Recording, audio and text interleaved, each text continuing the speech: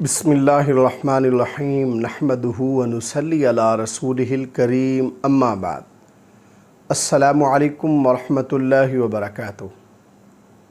آج ہم بات کریں گے کہ خواب میں ناشپاتی دیکھنا یا ناشپاتی کھانا کیسا ہے۔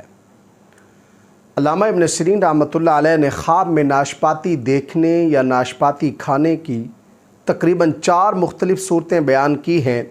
ہر صورت کی الگ الگ تعبیر بیان کی ہے۔ مثلاً خواب میں ناشپاتی دیکھنا، خواب میں ناشپاتی کھانا، خواب میں ناشپاتی کی جڑ دیکھنا اور خواب میں ناشپاتی کا درخت دیکھنا وغیرہ۔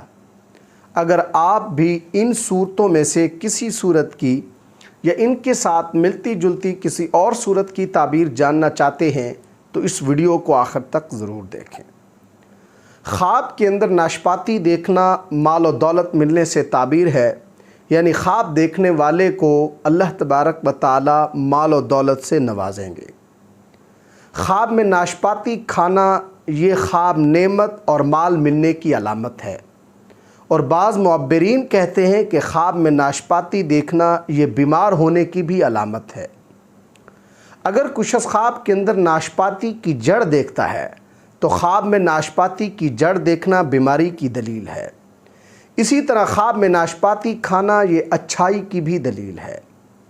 اگر کوئی شخص خواب کے اندر ناشپاتی کا درخت دیکھتا ہے تو خواب میں ناشپاتی کا درخت دیکھنا خیر، نعمت، بھلائی اور نفع حاصل ہونے سے تعبیر ہے۔